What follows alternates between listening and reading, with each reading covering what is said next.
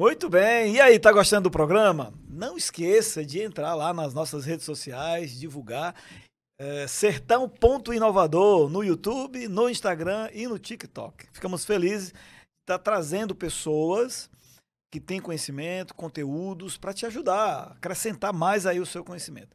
Mas também as próprias pessoas servem para nós de conexão. Você pode entrar em contato com essas pessoas também pelas redes sociais, tá bom? Para que você possa divulgar. Nós vamos na descrição desse vídeo, a gente vai colocar depois os links dos nossos entrevistados, de todos que estão participando do programa. Bom, vamos falar de inovação aqui na região, na cidade. O nome da inovação chama-se iLibras. Se não for esse correto, a pessoa entrevistada vai me corrigir. E é uma iniciativa muito legal, fico muito feliz de falar dessa iniciativa, porque é um dos nossos incubados lá da IAGRAN, iLibras, um projeto que vai ter aqui como sua embaixadora para falar sobre esse projeto, a Rafaela, a quem eu agradeço a sua participação. Mas antes de falar da iLibras, eu vou pedir que a Rafaela se apresente para a gente conhecer a Rafaela, se ela é de Mossoró, se não é. Contar um pouquinho da empreendedora, depois a gente fala do empreendimento. Primeiramente, bom dia a todos. Muito obrigada pelo convite, Radamés, você também, Diego.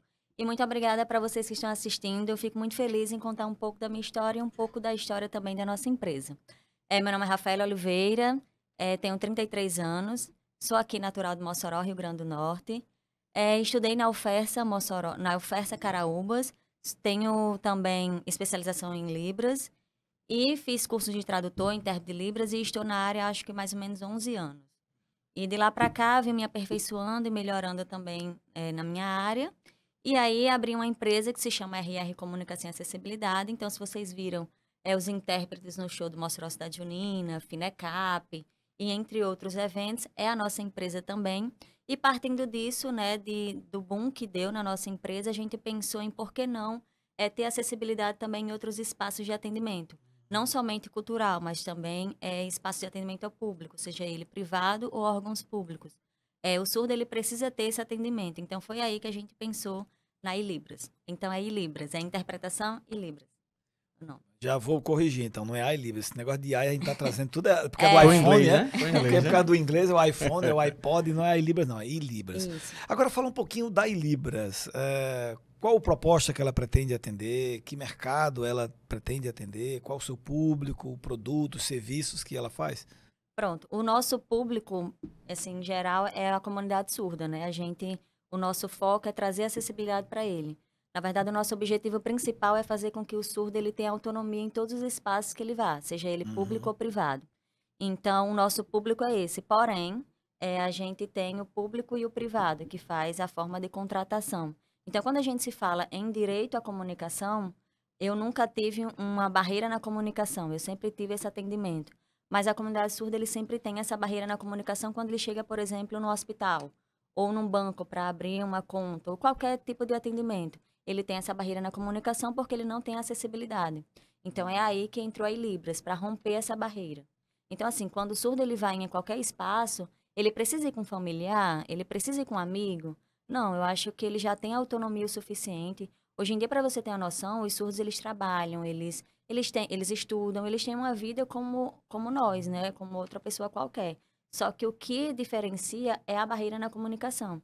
Então, foi por isso que a gente pensou na iLibras, para romper essa barreira e fazer essa comunicação entre a pessoa surda e a pessoa ouvinte que não sabe se comunicar em Libras. Radamés, eu fiquei, Rafaela falando, eu fiquei me recordando aqui para que ela pudesse trazer para a gente, né, as ferramentas que a iLibras utiliza, né, para que haja essa acessibilidade. Como é que funciona na prática, né? Na prática, a gente gera um QR Code ou em qualquer local que seja parceiro nosso. Eu vou citar aqui a CDL Fortaleza. A gente tem parceria com a CDL. Então, onde o surdo ele escaneia os lojistas que são parceiros nossos, ele tem um QR Code no seu estabelecimento. O surdo escaneia a câmera do seu celular e ele já é direcionado para uma videochamada. Então, o intérprete de Libras que faz a comunicação aqui através do celular, fica aqui e faz a comunicação entre o lojista e o surdo. Ah, legal. Quer dizer, o surdo ele chega numa loja, por exemplo, aqui, né? E aí não tem ninguém para traduzir. Isso. Essa é a barreira da comunicação, né? Não tem ninguém para traduzir. Tá lá os vendedores, ou o dono da loja, ou da empresa mesmo, qualquer que seja, uma clínica. Isso. E aí você fica aquela situação desagradável dele querer Comprar, consumir o serviço, o produto, e a pessoa do outro lado sem saber como fazer essa conexão. Então, a pessoa surda, ela usa um celular também, me Isso. parece, né? Aí tem um QR Code dentro da empresa, lá ele Escaneia e ele já escaneia, é aí redirecionado. de repente aparece na tela do celular dele alguém Fazendo a comunicação. fazendo a comunicação em Libras. E aí essa pessoa de lá, ela fica escutando a dona da loja, ou o médico, quem quer que seja, falar, né? Isso. E ela vai fazendo aquele código. Então você está falando para mim aqui, eu estou vendo um tradutor em outro lugar. Aí eles ficam numa escola, eles podem fazer de casa, o tradutor ele pode fazer de onde? Pronto, o tradutor, a gente faz a contratação e eles fazem de casa. Coisa Então, boa. Olha não aí. necessariamente precisa ser o presencial. Esse é o nosso diferencial. Porque não precisa ele sair da sua casa para ir para o local. Então, isso já leva tempo, né? Esse translado. Então, esse é o nosso, Sim, nosso sim. diferencial. Tanto que a gente tem intérpretes em Limoeiro, em Fortaleza, tem no Rio de Janeiro também. Então, ele consegue fazer essa demanda. Olha só, você, Brasil inteiro, né? você A gente gera uma consegue. demanda de trabalho fantástica, porque de casa você pode, né? Fiz o curso de Libras e agora fico dependendo de evento para poder. Não, entra na plataforma. Tem uma plataforma, tem um site, como é que eles entram em contato? Pronto, eles entram em contato através do nosso. A gente tem um formulário. Quem tem interesse faz o preenchimento e a gente entra em contato com o profissional. Aí tem toda a seleção, né? Para saber se. Primeiro é pelo currículo, depois é para saber sobre a avaliação, se ele realmente é apto na comunicação de traduzir, Na prática, na né? prática, Uhum. e depois é a entrevista. E para aquele que, por exemplo, vai estar assistindo esse, né? De repente, como é que ele entra em contato? Tem Instagram? Tem algum site? Tem, a gente tem um Instagram e tem um site. Qual o Instagram? O Instagram é ilibras.com. E Libras com Isso, ilibras.com. Tudo junto. Tudo junto. com, E o com M ou com N? Com M. Com M. Isso. E o site é www.ilibras.com.br. Pronto. Acabou Lá, de descobrir é. o caminho. Aí lá tem todas as informações. Rafael, e a Ilibras está onde hoje? Onde é que ela está? Os parceiros da Ilibras, né? Os negócios, as instituições. Onde é que a Ilibras se Pronto, encontra? essa é uma pergunta muito boa. Um dos pontos que a gente tá meio que travando é nas partes burocráticas. Mas a gente já tem alguns parceiros, que seriam os privados, e os públicos a gente ainda está angariando. Quanto aos privados, né? Onde a Ilibras está? No comércio da esquina, na farmácia do outro lado, enfim, onde é que ela hoje se encontra? Pronto, a gente tem parceria com alguns vereadores de Parnamirim, tem aqui de Mossoró também, e aí na CDL Fortaleza. Aí a CDL Fortaleza são todos os lojistas dele, né, que a gente tem parceria. É interessante, Radamés, inclusive, trazer para nossa comunidade, né, Rafael? verdade. Não só chamar atenção para os negócios de Mossoró, né, para a região, o Alto Oeste, para o nosso estado inteiro. O Brasil fazer igual o BBB, né? O Brasil tá vendo, né? Tá vendo a inclusão, tá percebendo, constatando os resultados, né? Que a Ilibras tem trazido quanto à inclusão e quanto à movimentação sobre o resultado desses negócios a partir do consumo dos surdos e mudos, né? Então, quero chamar a atenção, inclusive, aproveitar a oportunidade para nossa região manter contato com o Rafael, compreender, entender um pouco mais da funcionalidade, da simplicidade dessa solução e que pode fazer, e que faz, na verdade, todo diferencial para um negócio, onde você vai atender, a partir de então, um público que jamais estava sendo visto. É verdade. Então, já entre em contato, já mantém contato com a Ilibras, fala com a Rafaela, porque seu negócio precisa de um público como esse também, né? Precisa. Além de dar autonomia, a gente faz muito uma analogia com uma rampa de acesso, né? Rampa de acessibilidade. Quando o cadeirante quando ele vai para alguma loja ou algum estabelecimento, ele precisa levar a rampa de acessibilidade? Não, a rampa precisa existir lá. Porque muitas das perguntas que fazem, e não tem um surdo aqui, já era muito raro ele vir. Ele não vem porque não tem acessibilidade. Eu não preciso, minha loja não precisa, né? Não vem um muito difícil. Mas como é que ele vai para um espaço se ele não é compreendido? Então, a gente faz essa analogia com a rampa de acesso. Então, assim, o cadeirante ele precisa levar rampa? Não, quando ele já vai ter acessibilidade lá. E é assim com a Ilibras também. O surdo, ele quer estar sendo inserido em todos os espaços. Eu acho que a gente dá essa acessibilidade, dá essa autonomia, aí faz com que ele eles realmente andem e estejam cada vez mais nos outros espaços. É igual mostra a cidade junina, assim, a gente quando fala. Os surdos e os cadeirantes, enfim, as pessoas com deficiência, elas não estavam não iam. Por que que elas não iam? Porque não tem um espaço adequado para elas. Hoje em dia, quando vocês veem o fronte da inclusão, é cheio, é bonito de se ver. Essas pessoas, elas precisam também estar inseridas em todos os espaços. A gente precisa ter essa empatia, né, também. E de repentemente vendo esse antes e agora, será se não existia mesmo as pessoas? É, porque não tem um espaço, Porque não né? tinha, na verdade, não necessariamente esse exemplo, mas como, por exemplo, também a solução do Libras. É verdade. Dê a oportunidade para esse público chegar até você, chegar até essa... A demanda existe, né? Só que falta a oferta. A oferta, É? é verdade, só dá a oportunidade. A oportunidade, exato. Na era em que a gente está, é a chamada era do cliente, a era do consumidor, é a era... Isso não é novo agora, isso não é novo não. Desde lá, finalzinho da década de 90, quando começou a história da ISO 9001, que era baseada justamente no cliente, você estruturava a empresa focada no cliente. Hoje isso está muito mais gritante, né? O chamado Customer Experience, que é hoje um dos pontos mais utilizados nessa questão de colocar o cliente como centro do negócio, Customer Success, que é faço tudo em função do sucesso do cliente. Todos esses conceitos, essa é a minha leitura, tá? Todos esses conceitos atuais, que tá todo mundo, alguns por amor, quer dizer, gostou, concordo, vamos fazer. Outros é pela dor, do tipo, tô perdendo porque estão muito fora disso aí. Eu tenho que atender essa demanda, eu preciso ficar atento a essa demanda. Ou por amor ou pela dor, o cliente vai passar a ser o centro dos empreendimentos. Quando o cliente passa a ser o centro, aí você tem que fazer uma outra pergunta, tá? Mas quais clientes? Todos os clientes? Ou só alguns? Então, a minha leitura que eu tenho atual é que inteligente é o empreendedor que coloca já agora, ele se antecipa sendo alguém que, de fato, coloca a inclusão dentro do seu empreendimento já agora. Isso vai ser o diferencial para ele. Porque se você coloca o cliente em primeiro lugar, mas se o surdo, por exemplo, chega lá e não tem que nem atento, ele não está em primeiro lugar. Existem ainda alguns que não estão nessa lista. O cego, por exemplo, pode ter dificuldade porque não tem nada que o ajude ali, alguma coisa, né, de braille, né, alguma coisa que ajude, que explique, enfim. Ou audiodescrição, que é outra coisa que precisa ser feita em alguns, principalmente sistema de comunicações, como esse que a gente está fazendo, e dentre outras situações de inclusão que precisam ser adotadas. Empreendedor, abre a sua cabeça e começa a perceber se você é desse tipo também, porque também tem aquele empreendedor que isso aqui não serve de nada para ele. Ele não está nem aí para isso, ele só quer saber de vender, pagar as contas dele, sobrar dinheiro e ir para Tibau. E quer comprar uma casa em Tibau e um em Natal, porque se não tiver, o cara não se deu bem no negócio. Então existe esse estigma. E tem um carrão, né? Usando o dinheiro da empresa para ele, enfim, aquela misturada toda que eles fazem do princípio da entidade. Esse daí não é nem o público que a gente está falando. A gente está falando para aquele que, de fato, entende, ele já compreendeu que sim, tudo a estrutura que eu montei, a equipe, os processos, as pessoas, toda a estrutura que eu montei é para realmente que alguém que um dia decidiu entrar na minha loja, entrou na minha empresa, na minha clínica, ele saia legal, ele saia melhor do que como ele entrou, ele realmente seja contemplado. E todos sejam contemplados.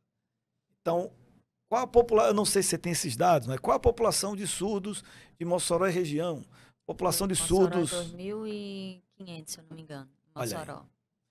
Provavelmente... Do RN é 11.000 e alguma coisa. 11 mil do Rio Grande do Norte, Mossoró tem 2.500. Provavelmente seja um pouquinho mais, porque tem sempre aquelas pessoas que acabam, não vai, não escreve, ou às vezes tem uma baixa audição, aí não quer considerar como né? Som surdez, mas às vezes de erro, né?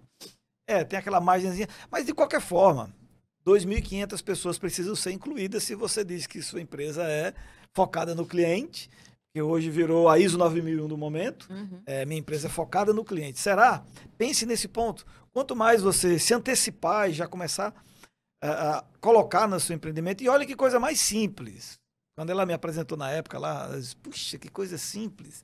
Isso tem que ser divulgado, isso tem que ser conhecido, porque é tão simples. Você conseguiu conectar, a única coisa que tem que a pessoa fazer é pôr um QR Code num canto, porque o funcionário nem lá dentro precisa estar, a pessoa que vai traduzir nem precisa estar lá, ele está...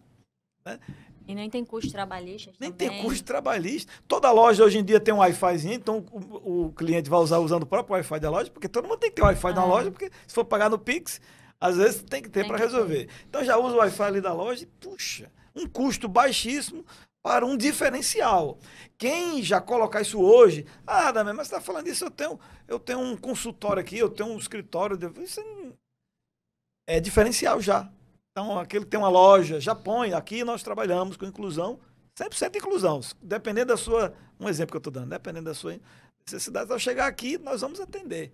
Puxa, isso aí é legal, isso é humano, é empático e, do ponto de vista empresarial, é um diferencial. Então, eu queria deixar esse parêntese aqui, porque é um diferencial. Ainda é, porque daqui a algum tempo não será mais. Não será mais porque não dá mais. É tipo assim, tem que ter, cara. Você tem que já ter isso. Né? ISO 9001 antigamente era um diferencial. Hoje já não é mais. Ninguém bota mais outdoor de ISO 9001. Por quê? Porque todo mundo espera que já tem. Isso já tem, que você já tem. Você pode até não ter o certificado lá, o diploma, aquele cartaz, aquele outdoor com isso, mas toda empresa já tem que funcionar os seus processos direitinho. Ninguém admite chegar no canto e o produto não ter como você consertar, e não como devolver, e o atendimento, saber com quem tem que falar. Todo mundo já espera isso. Você chega numa panificadora, a panificadora já tem essas coisas, uma barbearia, isso já tem. Então, empresário, acorde, se ligue. Começar a colocar hoje esse tipo de serviço para os surdos é um diferencial já nessa era. É verdade.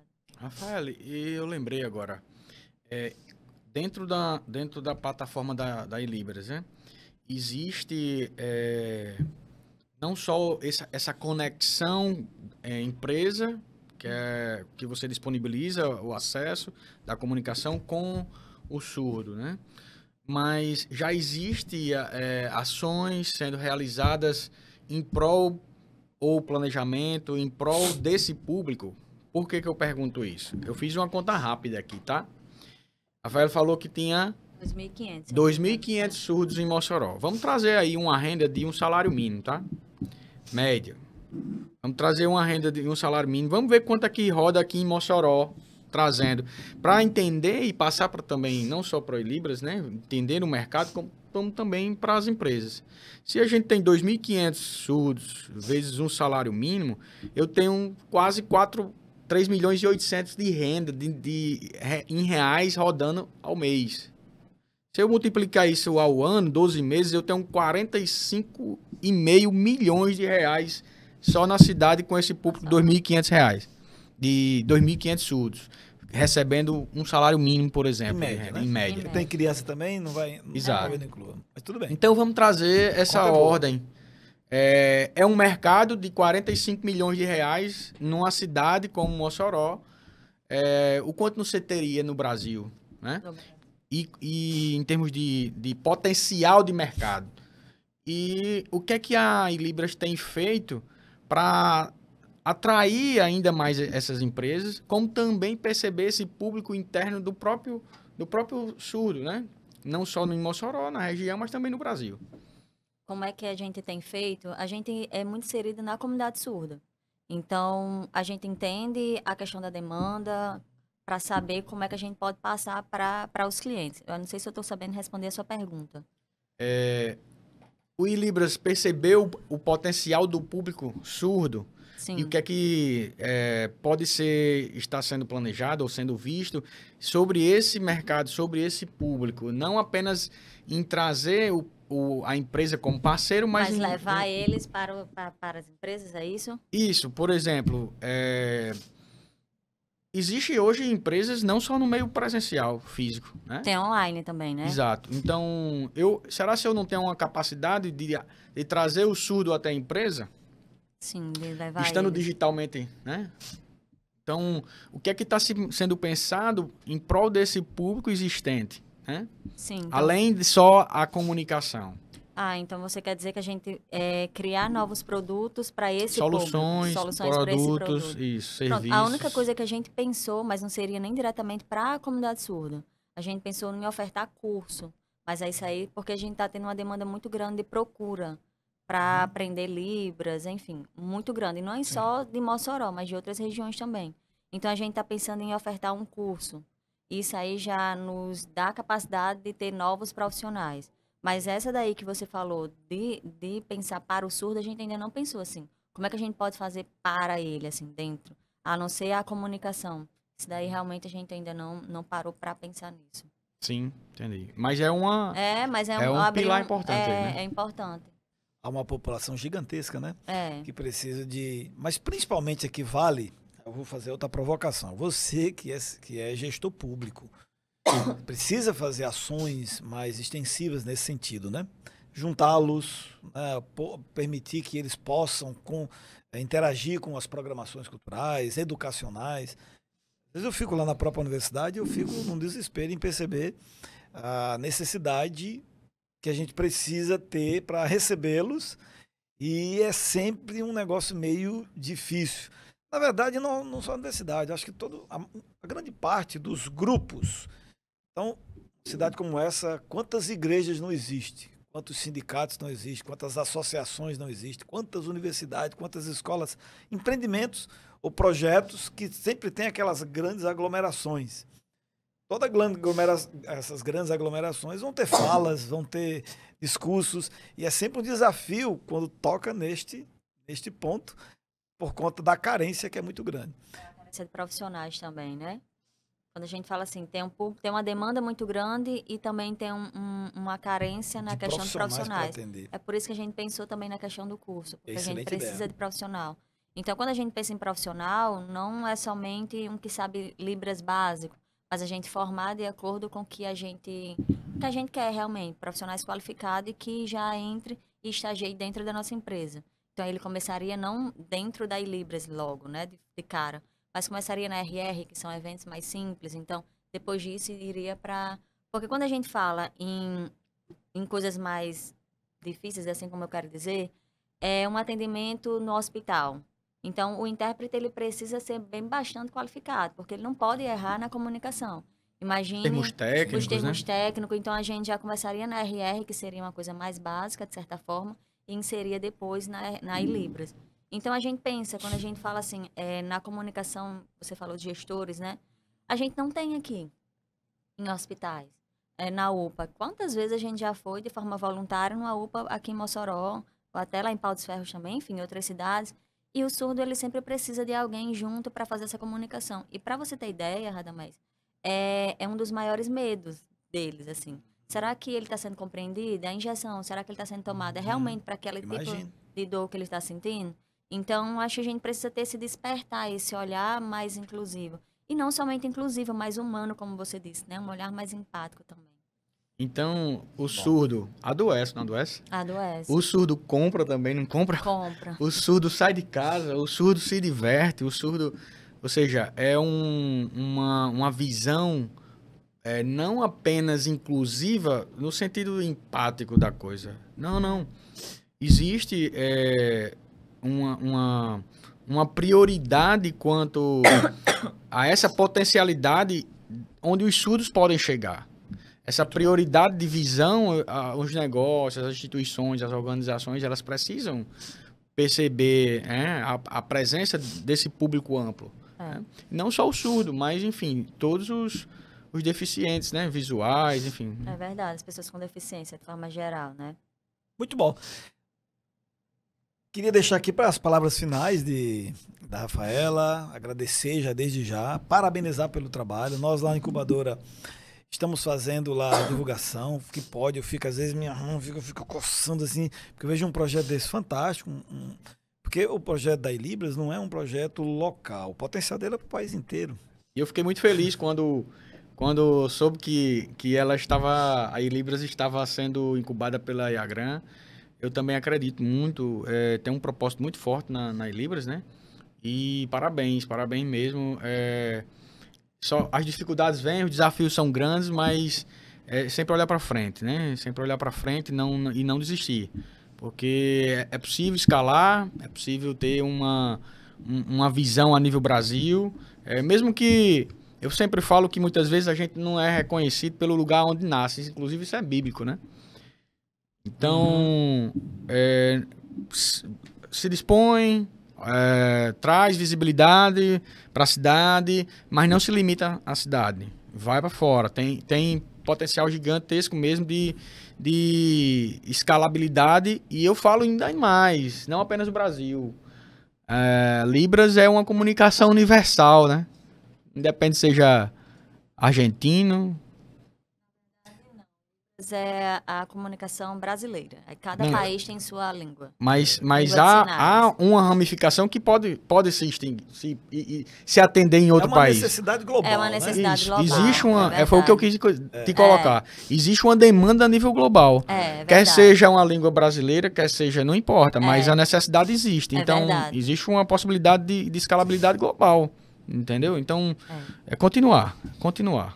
É verdade. É verdade. Muito obrigada. Assim, os desafios são enormes, né?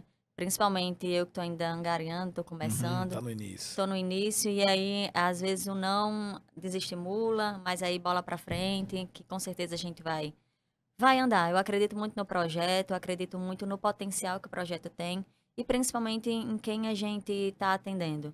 Eu acho que através da nossa startup, né, a gente fazer essa ponte, eu acredito muito.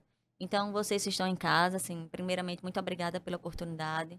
E vocês que, assim, desejam conhecer um pouco mais da iLibras, entrem em contato com a gente, tem o nosso Instagram, tem o nosso site, a gente tem o maior prazer em fazer, em comunicar, em falar sobre a nossa startup, qual o nosso propósito. Então, acho que é isso. Então, venha fazer parte da iLibras vocês também, e vamos dar autonomia e acessibilidade para a pessoa surda. Muito bom. E você que também está em casa, pegar esse gancho, Rafael, você que está em casa que não tem, apesar de não ter nenhuma pessoa, um parente, um conhecido, um vizinho que seja surdo, mas que você tem um nível de empatia, pede lá pro seu mercantinho da esquina, fala com a sua farmácia. Por que aqui não tem atendimento ao surdo? É verdade. Então, força essa barra aí, né? Para se tornar, divulga inclusive, serviço, né? o mercado local. Muito bom. Então, iLibras.com é o Instagram da startup e libras.com.br é o site que você pode ter mais informações.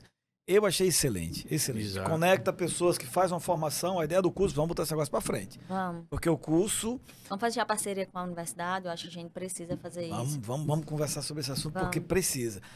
A geração o curso vai gerar os profissionais. A plataforma gera o lugar, inclusive, que eles podem trabalhar. Você faz o curso e já arranja um lugar para você oferecer. Verdade. E divulgar isso, porque, inclusive, tendo pessoas de outros estados, você pode oferecer serviço já para outros estados, com essa capilaridade dos profissionais. O projeto é interessante demais. E, em algum momento, vai aparecer investidores, porque é a ideia do escalar, né? Porque ele tem potencial de escala. Em algum momento isso vai dar certo. Tem os editais aí, vamos nos preparar para eles. Tem um Centelha chegando aí. Eu passei no Regenera. Foi? Foi uma das aprovadas. Você me conta essas coisas. No Startup Nordeste também, desculpa, é porque é tanta coisa. Eu sou... Eu não tá me desculpa, me conta essas notícias boas pra gente divulgar, porque são conquistas, é uma maior dificuldade para conseguir uma coisa. A gente muito passou. Bom. Que bom, parabéns. Obrigada. É isso aí. A gente vai para o intervalo e volta daqui a pouquinho. Do RN Só TCM, a única internet originalmente potiguar que conecta o estado.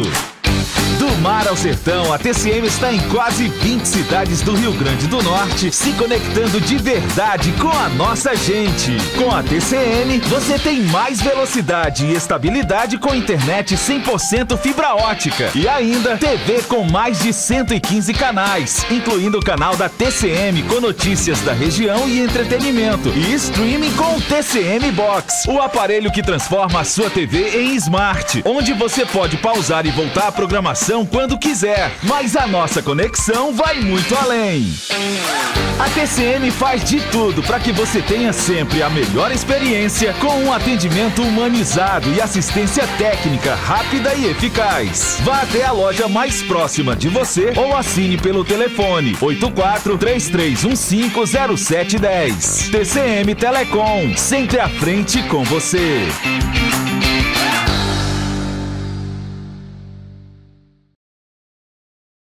SAMU 192, boa tarde. Oi, o que aconteceu no acidente aqui na rua? Tem gente ferida. O 192 do SAMU não é para brincadeira. Uma ligação falsa atrapalha nosso trabalho e pode custar a vida de outras pessoas. Não passe trote nem congestione a linha. Só chame o SAMU em caso de emergência mesmo. Fale com seus amigos e o pessoal de casa sobre o uso correto do 192 e seja um defensor da vida junto com o SAMU. Muito bem, você está aqui acompanhando o programa Sertão Inovador. Essa iniciativa visa trazer ideias, conhecimentos, conteúdos, experiências bem-sucedidas nessa questão de procurar melhorar alguma coisa que você faz. Seja você um profissional liberal, seja você um empresário, seja você um professor, seja você um estudante, seja você quem for, hoje você pode ser uma versão melhor do que você foi ontem. E o melhor de tudo, sabe o que é? É que amanhã ainda posso ser melhor do que hoje. Então, essa é o mote, essa é a, digamos, é a filosofia que está por trás de tudo que a gente tem trazido aqui. Aí, dependendo da área, nós vamos ter várias pessoas falando desta melhoria, desta inovação, desta inquietação humana de procurar respostas, de procurar coisas diferentes, de procurar o porquê disso e o porquê não, né? Nós temos uma infinidade de possibilidades à nossa volta, que só precisa de uma mente inquieta, de uma mente que já fez as pazes com o porquê, certo? Separado nesse caso, porque separado, com acento ou sem acento dá certo, mas os dois fazem questionamentos. E eles são importantes para nós, são importantes para a gente ir atrás daquilo que a gente ainda não sabe, ir atrás daquilo que a gente ainda não conhece, ir atrás do novo, ir atrás, não do novo pelo novo, mas de ir atrás de algo que possa trazer melhoria. Hoje eu quero conversar aqui com o Lucas. O professor Lucas tem feito um trabalho interessante lá na UFESA. Ele está à frente do projeto Escutador.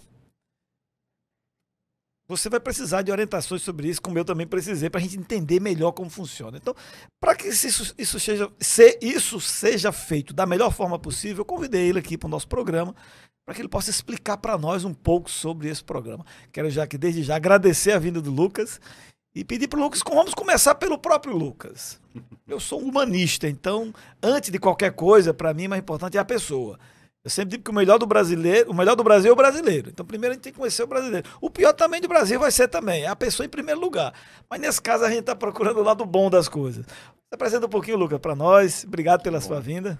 Obrigado, professor Radamés, pelo convite. Fiquei muito honrado em participar do programa.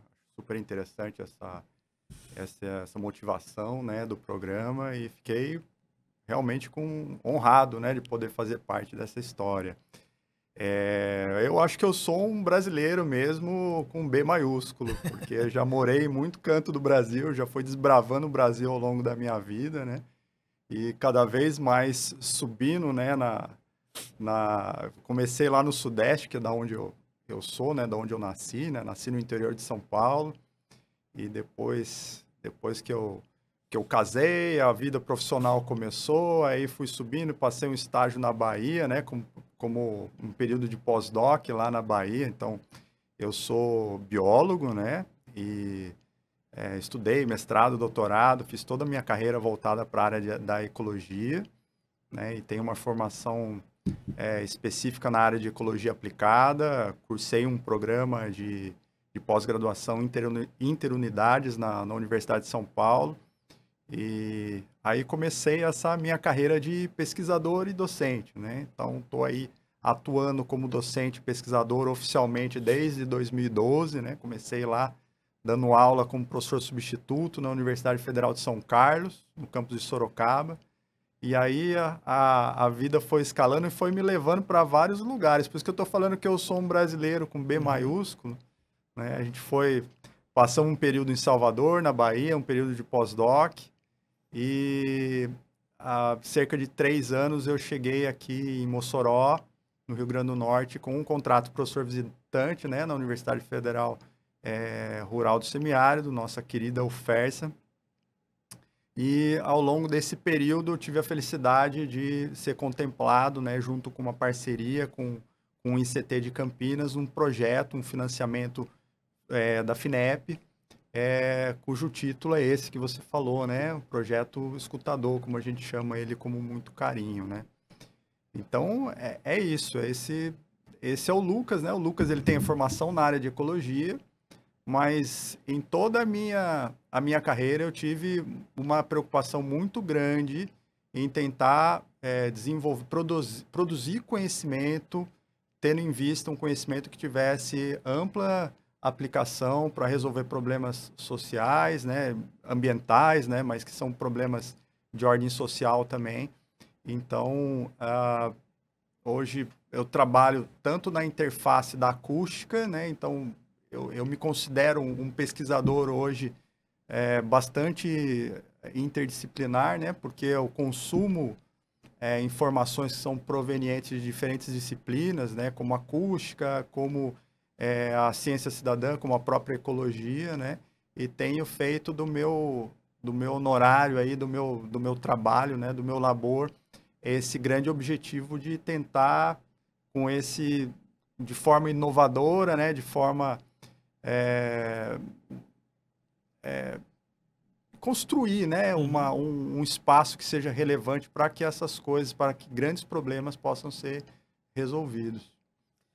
Bom, fala um pouquinho sobre essa questão. Eu sei que eu estou bem... Ele já me explicou um pouquinho sobre o projeto, e eu quero ouvir mais ainda de como é que funciona o projeto.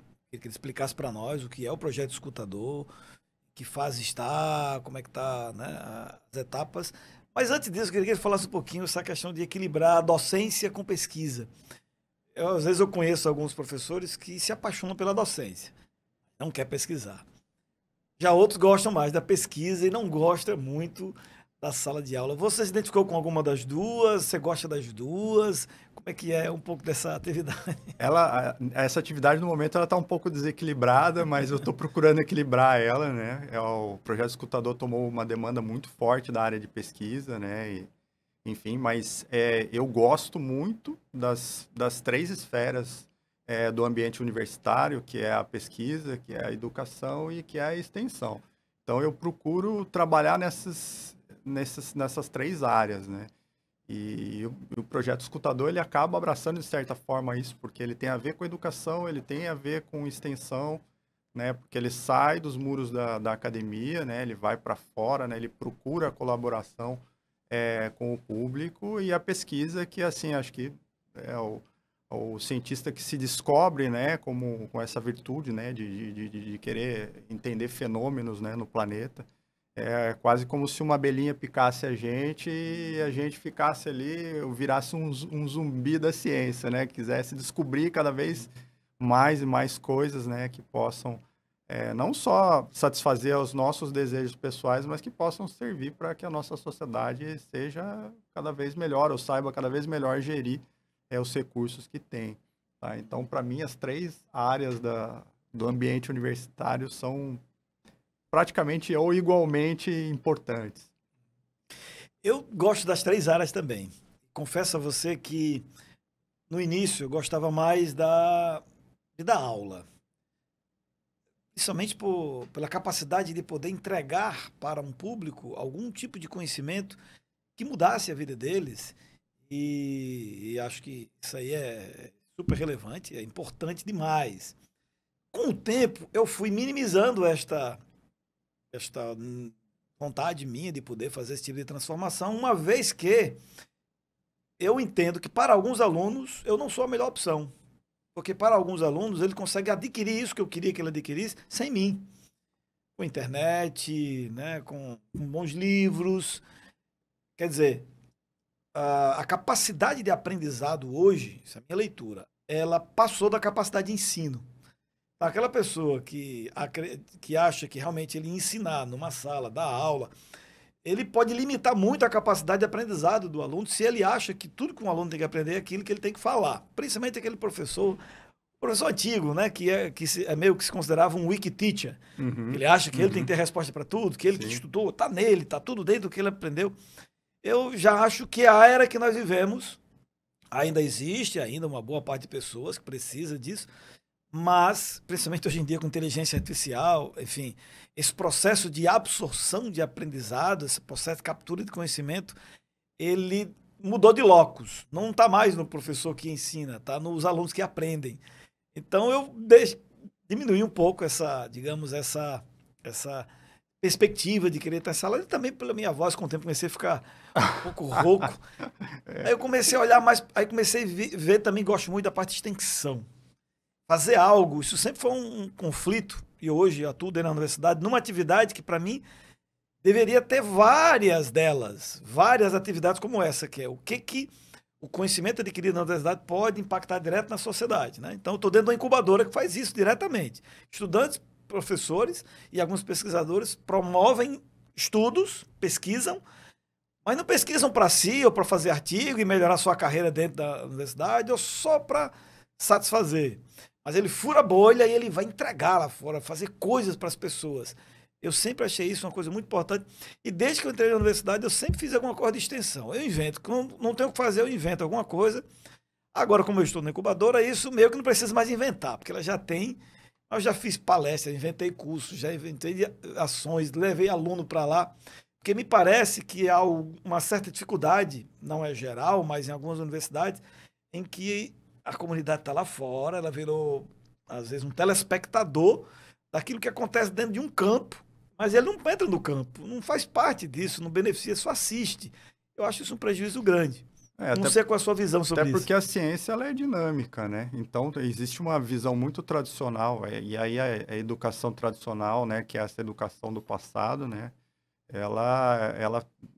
ela coloca um pouco dessa visão da ciência, né, de ser uma coisa muito estática, e a ciência não é assim, né? O nosso conhecimento ele vai avançando, a cada dia a gente vai aprendendo, ou a gente pode encontrar sistemas que são diferentes, né? Ou a gente pode encontrar uma forma inovadora de descobrir alguma coisa nova, ou de entender uma coisa antiga de uma forma que não era bem do jeito que se imaginava que fosse, né? Então a ciência ela tem essa velocidade, e eu acho que o docente de hoje em dia, né? O docente universitário, mesmo dentro da rede pública de ensino superior no país, ela precisa estar aliada com essa evolução da própria sociedade. Hoje o docente que quer dar uma aula tradicional, ele vai ter um grande problema, porque a nova geração, né, das novas pessoas, elas aprendem muita coisa do que era de livro-texto do passado, e ela já aprende no caminho, na internet, na forma que ela se conecta com o universo. Então, a gente precisa lançar mão dessas outras esferas, né, de atuação, né? A pesquisa e a extensão não é por acaso a gente estar dentro de uma universidade e a gente atuar na produção de conhecimento, né? Porque o professor ele tem que ter essa busca de um conhecimento que ele evolui, né? Então, se você quiser ensinar conceitos que era da década de 20, pode ser interessante sob o ponto de vista histórico, né? Mas talvez esses conceitos do passado, né? E essas ideias, esses padrões, esses processos que ficaram com ideias do passado, eles já não se aplicam mais à forma com que a tecnologia proporciona hoje, novas formas de a gente entender as coisas, e aquilo lá evoluiu já, né? Então, ou seja, as respostas precisam acompanhar essa velocidade das pessoas também. É verdade. Né? Então, é isso. Eu também acredito nessa nova forma de pensar a docência, e acho que não podemos mais, acho que não tem mais tanto espaço para um ensino fordista, né? Daquela ideia tradicional. Hoje a sala de aula ela tem que ser um ambiente transformador, não pode ser só um mero espaço de transmissão de ideias e conhecimentos. Ela tem que ser um espaço para fomentar criatividade, e por isso que a inovação é tão importante, né, Radamés? Verdade, verdade. E aí o terceiro ponto, que é a questão da pesquisa, hoje é o que está mais, acho assim, tá mais brilhando para mim. Até porque a extensão, tranquilo, tem uma certa entrega, é um contato com a sociedade, mas o pesquisador, cara, inclusive, a primeira vez que eu estudei sobre empreendedorismo foi em 2002, com o Fernando Dolabella. Ele era o cara que falava mais sobre isso. Ele talvez você não vá lembrar, mas o livro dele é mais conhecido, que é o Segredo de Luísa. Era um livrinho que se falava de uma dentista que, no final das contas, ela queria empreender, ela não queria ter a profissão dela. Bem legal, um livro muito usado lá no início dos anos 2000. Mas é um conceito muito ainda de empreender para empresário. Quando você fala assim, empreendedor, você pensa, é o empresário. Empreendedor, é empresário. E de uns 5 anos para cá, para mim, mudou esse conceito. Para mim, empreendedor é um pesquisador. Obrigatoriamente ele tem que ser um Tem que pesquisador, ser um né? Para pesquisador. empreender, você não consegue empreender se você não conhece o mercado, por exemplo, né? E aí você pode ser um pesquisador que vai para empresarial, aí você vai ser um empreendedor empresarial. Aí você pode ser um empreendedor professor, você pode ser um empreendedor pesquisador mesmo, com objetivos diversos. Mas atualmente, e talvez muita influência da própria... Depois de 2018, quando eu procurei conhecer um pouco mais sobre o que é uma startup, como é que é uma startup, a possibilidade que eu tive de ir lá no Vale do Silício, e quando eu voltei, na minha cabeça só tinha isso. Você foi para uma empresa? Não, eu estava dentro de uma universidade, porque o Google é uma universidade. Muito parecido, inclusive, com a maneira ali que a universidade oferece. Só que a diferença é que lá, centenas, milhares de jovens pesquisando como impactar o mundo, como mudar isso, como esse conhecimento que eu tenho de matemática pode transformar os cálculos disso. E era assim. Então, aquela ideia de empreender ficou muito associado, e eu concordo, até hoje eu falo isso o tempo inteiro. Os incubados chegam lá, você quer montar empresa? Quero. Está disposto a pesquisar? Porque é aquela pessoa que já chega assim, não, eu tenho uma empresa, descobri o Brasil, eu já sei tudo o que eu tenho que fazer. Eu disse, então, eu não vou lhe ajudar muito, não. Porque aqui na incubação, você vai ter que pesquisar o problema, você tem que pesquisar o mercado, você tem que pesquisar as soluções, você tem que pesquisar se outras pessoas já estão fazendo a solução que você está... A palavra pesquisar está desde o início da ideia até investimentos que ele vai pegar, porque de fato é isso, você não tem uma comprovação que o que você está pensando vai dar certo. Então, se descole disso, não se ache pai de uma ideia que vai mudar o mundo, que é só uma ideia, vamos validar esse negócio através de pesquisas. Então, isso tem muito a ver com essa área, e eu fico muito feliz de... Primeiro, eu fico feliz que eu comecei a despertar isso. Beleza. Para mim, agora é pesquisar. Aí eu me desvinculei das coisas, que antigamente eu tinha uma ideia, rapaz, essa ideia aqui vai ser tal, tal, tal. Quem disse que isso aí vai dar certo? Aí eu comecei a ter que pesquisar. Deixa eu ligar aqui para 10 pessoas que podem me dar uma resposta mais viável. Já é uma pesquisa.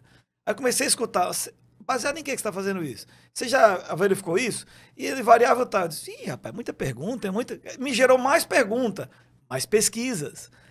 Empreender requer justamente isso, ir atrás de respostas, buscar respostas novas para perguntas novas, para demandas novas, porque o mundo mudou muito.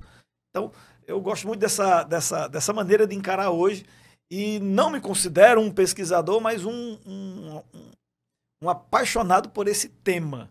Sim, até porque eu acho que a ideia de trabalho mudou, sabe? O trabalho, por muito tempo, era visto, né, por uma sociedade tradicional como aquela coisa de ter um emprego, né?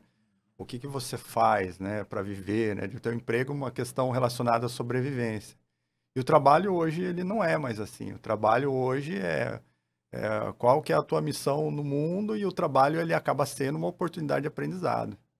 Então, quem encara o trabalho como um fardo, ele tem um emprego, não tem um trabalho, né? Então, essa concepção, ela está muito ligada com essa ideia, com esse ideal de descobrir um mundo novo através do trabalho, esse trabalho seja uma pesquisa, pura pesquisa mesmo, né? Ou seja, algo que esteja associado ao universo empresarial, enfim, a gente precisa pesquisar, né? A pesquisa faz parte e leva você para um caminho de aprendizado, né? Que, obviamente, né, dentro da academia, para a gente pesquisar faz parte do trabalho, né? Então a gente é meio indissociável, né? Essas coisas, né? Então é muito interessante. A natureza humana, eu entendo que ela é pesquisadora, ela é instigadora. Mas o que a gente vai falar aqui, né, principalmente, é que, tudo bem, pesquisar, todo mundo pesquisa, mas nem toda pesquisa vale a pena, nem toda pesquisa faz sentido. Daí precisa de metodologia, daí precisa usar algum tipo de método para poder você ter condições de validar o que você está pesquisando. Porque eu entendo isso, claro, algumas pessoas não gostam, tem pessoas que qualquer resposta para elas já é suficiente. Mas eu vejo que, principalmente as gerações novas, isso já não é muito suficiente, eles querem saber algo mais. Então, esse saber algo mais, para mim, é o que eu chamo de pesquisador, que é algo mais. Agora, você precisa de uma metodologia para não ficar fazendo coisas bobas e começar a usar aquilo como se verdade fosse, de uma pesquisa fraca, né? Quer dizer, não tem ciência ali envolvida. A importância da ciência nesse aspecto para poder ajudar a dar músculo àquilo que você está falando, para não ficar só um eco aí de alguma... reverberando alguma coisa que ou você mesmo achou que descobriu ou está repetindo o que outras pessoas estão falando. É importante ir atrás, buscar, estudar bastante sobre isso, né? Para encontrar essas respostas. Dentro do projeto Escutador, eu queria pedir ao professor que explicasse o que esse projeto faz, o que ele está pesquisando, para a nossa audiência aqui entender esse projeto. Vamos falar sobre o projeto Escutador. Então, o projeto Escutador ele é uma iniciativa, é um projeto de pesquisa e desenvolvimento, né? Que é financiado através do edital de cadeias produtivas da FINEP. Então, ele está envolvido com ideais interdisciplinares, né? Então, está envolvido com soluções relacionadas à bioeconomia, esse tipo de coisa. Então, o projeto Escutador, ele foi sendo amadurecido, né, já de vários anos, né? Ele nasceu como uma ideia para uma solução que a gente havia pensado para atuar no ambiente marinho. Olha só que primórdios. Como a vida também começou no mar, eu acho que a nossa ideia também teve essa convergência. Então, a gente originalmente, a primeira versão do que hoje a gente chama de Projeto Escutador, era uma ideia que foi muito influenciada pelo aquele momento onde a costa brasileira, especialmente a costa do Nordeste, foi impactada pelo derramamento de óleo, né? Acho que foi ali durante o ano 2018, 2020, né? Eu acho, 2019, 2020. Enfim, essa ideia começou a ser amadurecida a partir de lá. A gente acabou concorrendo a um edital, onde, se eu não me engano, do CNPq. A primeira vez a gente não foi bem sucedido, mas a ideia era justamente trabalhar para entender a saúde de recifes de coral na costa brasileira através de evidências acústicas. Então, a gente queria gravar ambientes de recifes de coral, né, na costa e associar isso com os níveis de degradação em relação a esse fenômeno, né, esse problema, esse impacto ambiental que aconteceu lá dentro daquele contexto. Mas aí a gente acabou não sendo bem sucedido. Depois a gente tentou em outros editais, tal, a gente estava no mar ainda, e de repente abriu esse edital da FINEP, e esse mesmo grupo de pesquisadores falou, olha, seria muito interessante a gente tentar mais uma vez, né, porque isso também tem a ver com o impacto da cadeia produtiva dentro do ambiente marinho, e aí eu já chego aqui em Mossoró, né, dentro do contexto do semiárido.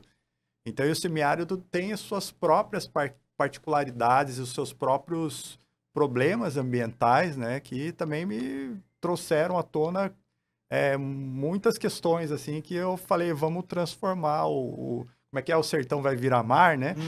Foi uma coisa mais ou menos assim, né? Falando, vamos transformar essa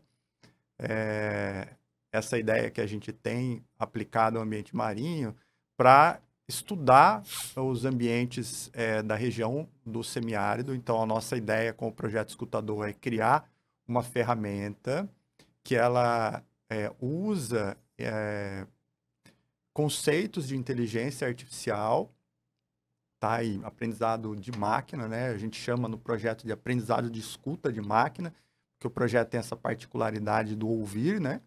Então, através dessas informações acústicas e inteligência artificial e colaboração do público, a gente criar uma ferramenta que possa ser capaz de ajudar a gente a prever níveis de degradação para a região do semiárido. Então, a ideia do Projeto Escutador é a gente encontrar relações entre características acústicas da paisagem, certo, né, e os níveis de degradação com que aquele local se encontra. Então, através dessas correlações, a gente está trabalhando para criar modelos, né, algoritmos que sejam capazes de fazer classificações para a gente, para esses determinados locais. Então, o que tem de interessante nessa ideia, né, a ideia de conhecer os sons da natureza, descrever os sons da natureza, não é por si só nova, né, porque existem iniciativas como um projeto global de paisagens acústicas que acontece lá desde a década de 70, né? Então, isso por si só não é uma grande novidade, mas a novidade nossa seria utilizar esses mecanismos, né, de ouvir a natureza, entender o que ela tem a dizer e, através desses algoritmos baseados em inteligência artificial, a gente poder fazer classificações de ambientes mais ou menos degradados. E o grande uso disso não é a gente fazer um mapeamento do estado atual, mas a gente usar isso como uma ferramenta preditiva. Então, a nossa ideia é que esse algoritmo funcione para a gente poder prever situações, digamos, antecipando problemas de colapso ambiental, por exemplo, né? Então, ou seja, a gente parte dessa ideia de que a natureza tem alguma coisa a dizer e, se a gente ouvir ela em antecedência, a gente consegue prever algum problema, né? Vamos imaginar aí uma metáfora, né? Uma pessoa que tem algum problema de saúde, está começando uma doença que de repente está no início, você faz ali um exame, detecta alguma diferença, então dá tempo de você trabalhar dentro daquele contexto para que esse indivíduo tome um remédio, faça um determinado tratamento e possa recobrar a sua saúde, né? Então, a nossa ideia é justamente isso, não fazer um mapeamento das condições do semiárido como elas se encontram agora, mas poder ter uma ferramenta que possa, ao longo do tempo, ser monitorado em tempo real, a gente poder falar, opa, aqui a gente tem que fazer alguma coisa porque aqui é uma área de risco, então a gente precisa comunicar aos órgãos ambientais, fiscalizadores, para que alguma coisa seja feita em ordem de restauração ou algum plano de conservação possa ser elaborado com base em alguma regulamentação que permita que a gente não chegue, por exemplo, a um ponto de inflexão. Okay. Então, pelo que eu entendi, esse projeto pretende se tornar no futuro um programa. Quer dizer, ele não deve, não pelo menos como objetivo, se encerrar. Avaliamos, já descobrimos, ouvimos, entendemos o que a natureza fala. Então, em algum momento, isso deve se tornar em algum tipo de plataforma, algum tipo de programa que seja agora usado como referência para analisar, vamos agora analisar em algum momento, né, ao longo do tempo e começar a ser Sim, é uma ferramenta de informação, né, para trazer informação para uma ferramenta que a gente quer que seja utilizada, né? Então, isso pode ser utilizado tanto no contexto de um dono de uma propriedade rural, por exemplo, ou ele pode ser utilizado por gestores, né, de órgãos ambientais, fiscalizadores, né, que possam utilizar esse tipo de ferramenta. Enfim, acho que a ideia é que a gente coloque isso dentro de uma perspectiva de um monitoramento e coloque essa ferramenta, disponibilize essa ferramenta para a população alimentar um banco de dados que vai ajudando essa ferramenta a se autoalimentar e identificar locais mais ou menos degradados. É claro que o nosso objetivo final com o período do projeto é tornar essa ferramenta pronta. Mas... Que ponto ela está agora nessa jornada? Vamos falar disso daí. Então, o projeto ele foi dividido em 3 etapas. Tá? A primeira etapa era a etapa da criação de uma biblioteca de áudios do semiárido. Tá? Então, nesse primeiro momento, que é o momento que a gente está concluindo agora, a gente foi a campo. Então, a gente trabalha com gravadores autônomos, instala esses gravadores autônomos nas propriedades e colaboradores do projeto. O projeto ele tem uma relação com o público, né? Ele tem uma pegada que a gente chama de ciência cidadã, tá? Que é um conceito que eu trabalho muito dentro da minha carreira, né? Eu tenho muito interesse sobre a ciência cidadã, a gente conseguiu incluir a ciência cidadã nesse projeto, que é trabalhar dentro do empreendimento científico com a participação do público. Então, como que o público participa do projeto Escutador, né? Eles foram recrutados em um determinado momento do projeto, antes de a gente ir a campo, e a gente identificou através desses colaboradores que que se enquadravam dentro daquilo que a gente precisava, né? Ou seja, áreas que a gente pudesse instalar os gravadores no campo. Então, através dessas colaborações, inclusive colaborações com o IBAMA daqui com o CISBI, o pessoal do IBAMA daqui de Mossoró, também a gente fez associações com os parques nacionais, com o Parque Nacional, com as unidades de conservação. e para conseguir espalhar esses gravadores e criar uma biblioteca acústica, né? Que coletasse áudios de paisagem, né? De maneira autônoma, né? A gente tem os gravadores lá trabalhando de forma autônoma no campo, coletando lá dados, né? Tanto no período de seca como no período chuvoso. A gente sabe que o semiárido tem bem esse fenômeno climático bem determinado, né? E, bom, então a gente conseguiu encontrar 63 pontos de amostragem que abarcam basicamente quase todo o semiárido aí do Rio Grande do Norte, alguns municípios no Ceará e outros municípios também na Paraíba entraram dentro dessa ideia da amostra, né? Claro que a gente não conseguiu ir para os limites do semiárido como um todo, né? A gente não conseguiu estar na Bahia, em outros lugares, né? Mas a grande ideia do projeto é criar primeiramente essa quantidade de áudios. A gente já tem hoje mais de 11 mil horas de gravação, né? Dos ambientes, desses locais, né? Que entraram amostras da temporada seca e agora da temporada chuvosa que está se completando. É importante ter as duas temporadas, né? É importante ter essas duas temporadas, porque o ambiente acústico muda completamente, né? Então, para a gente alimentar, fazer o treinamento, então a gente precisava ter essa variabilidade, né, nos áudios. Pronto, daí a gente encerra a primeira etapa do projeto, que é essa criação dessa biblioteca. A segunda etapa do projeto é justamente onde a gente vai trabalhar com o treinamento do modelo de aprendizado de máquina. Tá, onde a gente vai usar esses áudios anotados, né? Então, a gente foi nos lugares, a gente trabalhou com a questão do geoprocessamento para fazer caracterizações ambientais desses pontos. Então, a gente sabe os pontos que estão em locais mais e menos degradados, né? E, através dessas anotações, a gente vai criar o esquema, né? de treinamento de máquina, o algoritmo. Isso. E então, aí essa segunda etapa, ela consiste basicamente nesse exercício estatístico, né? E aí chega a terceira etapa, que é o momento de validação da nossa ferramenta, que a gente quer entender se essa ferramenta está respondendo localmente dentro do universo que a gente mostrou e também se ela é capaz de responder também em locais, prever, né? Também em locais que estão fora da região onde a gente já mostrou, como, sei lá, interior da Bahia, no Pernambuco, que foram lugares onde a gente tem semiárido e a gente não coletou, para ver se essa nossa ferramenta ela tem essa capacidade de se estender para as diferentes regiões do semiárido.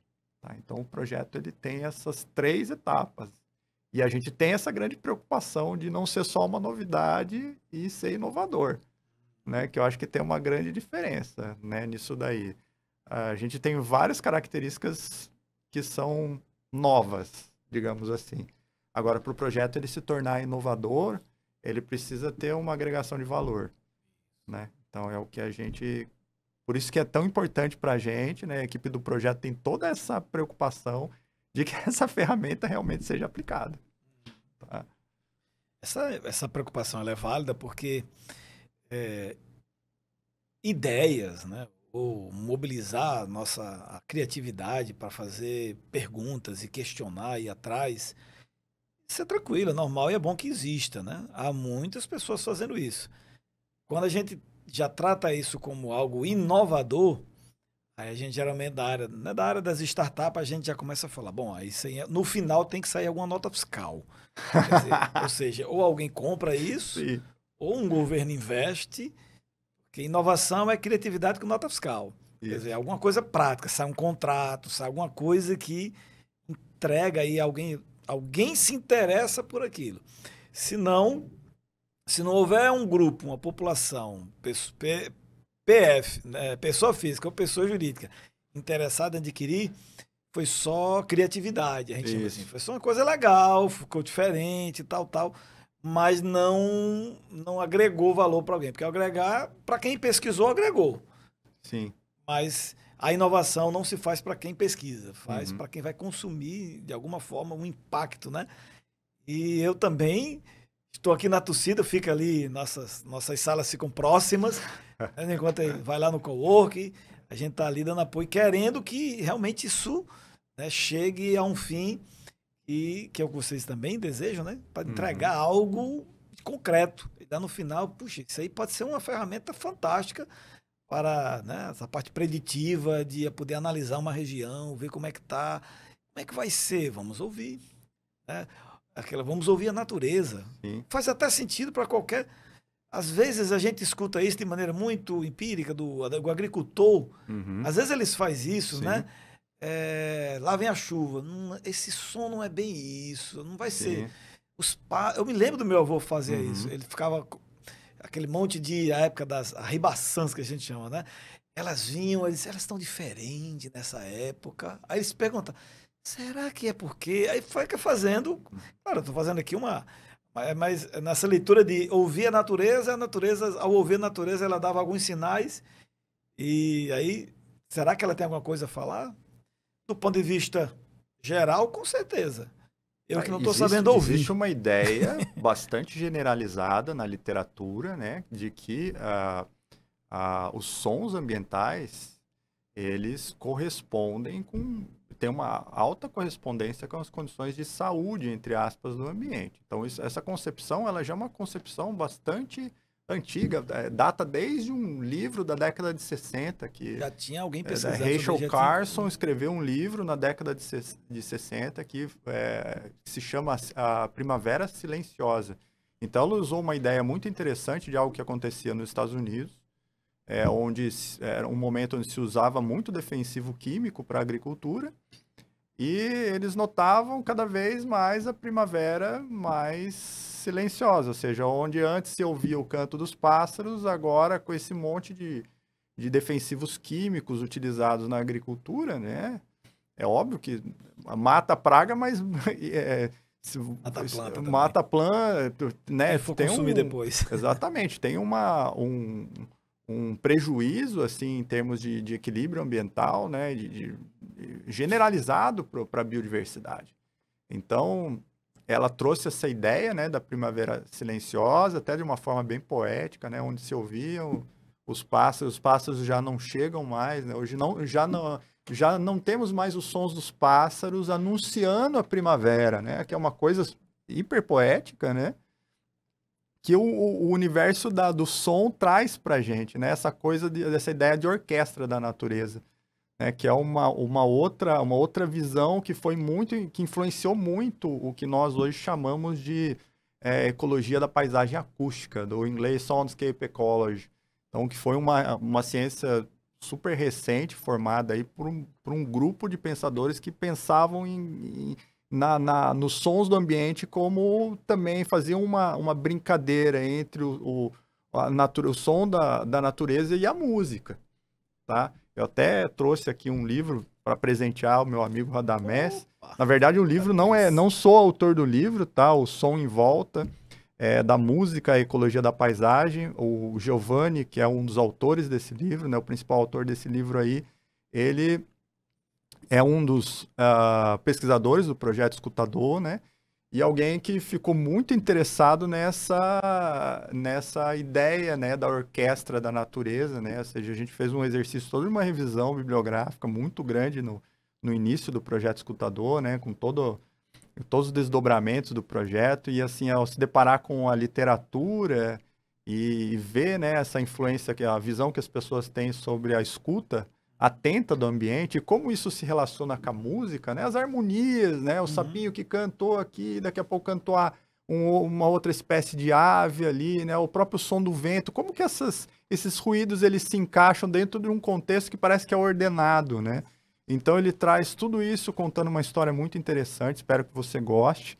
Já fazendo um merchandise, esse livro vai estar disponível em breve lá na biblioteca da UFERJA, para quem tiver lá a sua carteirinha e puder acessar lá os recursos da biblioteca, vai poder colocar a mão nesse livro do Giovanni aí também. Muito bom, muito bom. Eu acredito que muita coisa boa vai sair, certamente, desse trabalho. Como eu falei no início, eu sou um pesquisador, eu gosto de ler, gosto de pesquisar. No momento eu estou fazendo um trabalho de pesquisa com alguns autores, porque eu botei na minha cabeça, depois, outro dia, a hipótese, né? Comecei a pensar em alguma coisa, Eu escutei uma médica dizer que o processo de aprendizado pelo ouvido é muito superior ao processo de aprendizado pela visão. Nós somos uma sociedade visual, tudo é visual, né? Mas a captura, o processo de aprendizado pela visão é muito inferior ao do ouvido. E ela mostrando que nossa audição era 360 graus, e o que a gente olha, a gente pensa que está vendo 3 dimensões. Não existe 3 dimensões, só são 2, mas o cérebro pela audição, consegue sim ter 3 dimensões. Aí ela usa, eu estou na fase agora de estudar o movimento da onda dentro do cérebro, e ela prova lá realmente as 3 dimensões que o cérebro capta, e como isso interfere no nosso processo de aprendizado, que é o que eu estou estudando no momento, como é que o cérebro aprende. E eu estou pesquisando muito sobre isso. E o som, a maneira como nós ouvimos, a capacidade de aprendizado pela audição é muito boa. E tem aquela questão das ondas, das frequências, gama, beta, tal. Isso influencia, porque é como o cérebro. Então, essa parte de som, eu tenho, não com esse objetivo, mas me atrai muito. Estou pesquisando sobre isso agora, porque eu tenho algumas hipóteses que quero validar, e que de fato, ou não, né? Não sei como é que vai ser. Como que o nosso cérebro aprende? Como é que eu posso ampliar, melhor dizendo? Como é que eu amplio a capacidade de absorção, de aprendizado do cérebro usando sons? Tem muitos estudos que estão relacionados com quando você está estudando, de repente algumas músicas clássicas, como Mozart, né? Proporciona com que seu cérebro possa atingir uma capacidade de absorção, né, de entendimento, de cognição superior, né? Então, o som é uma coisa incrível. O som é uma coisa que tá em tudo. Ele é muito interessante, porque o som ele é um fenômeno, né? Ele é uma energia mecânica. O silêncio absoluto não existe. Tá? Esse conceito de silêncio absoluto, ele é um conceito teórico da física, né? Não existe o silêncio. Você não tem nenhum lugar do planeta que que não existe som, né? Então, isso significa que é muita informação para a gente processar, né? Inclusive, esse é um dos grandes desafios do Projeto Escutador, né? Criar esse grande banco. Como é que a gente pode ouvir 11 mil horas de gravação? Por exemplo, que representa mais ou menos a metade do nosso banco de gravações, né? Você imagina quem é que vai ficar lá? A gente estava fazendo um cálculo meio de padaria esses dias, sabe? E a gente viu lá que, sei lá, a gente precisaria de algo em torno entre 4 e 5 anos se alguém fosse escutar diretamente os sons que a gente criou dentro dessa audioteca. Então, ou seja, não tem possibilidade de a gente ouvir tudo, né? Então, a gente precisa da tecnologia. E aí é onde mora a coisa da inovação também, né? Falar, olha, a gente uniu o conceito da escuta, né? O conceito da ideia de que a natureza pode dizer alguma coisa, né? E a gente precisa de um mecanismo que possa interpretar isso de uma forma que seja muito eficiente, né? Que não dá pra gente, mesmo que a gente pegasse 10, 15, 20 pessoas, 50 pessoas para ouvir tudo isso, ia ser um trabalho muito difícil, inclusive de sistematizar, né? Imagino. Porque cada um ouve de um jeito diferente, tem a acuidade acústica que é diferente, enfim.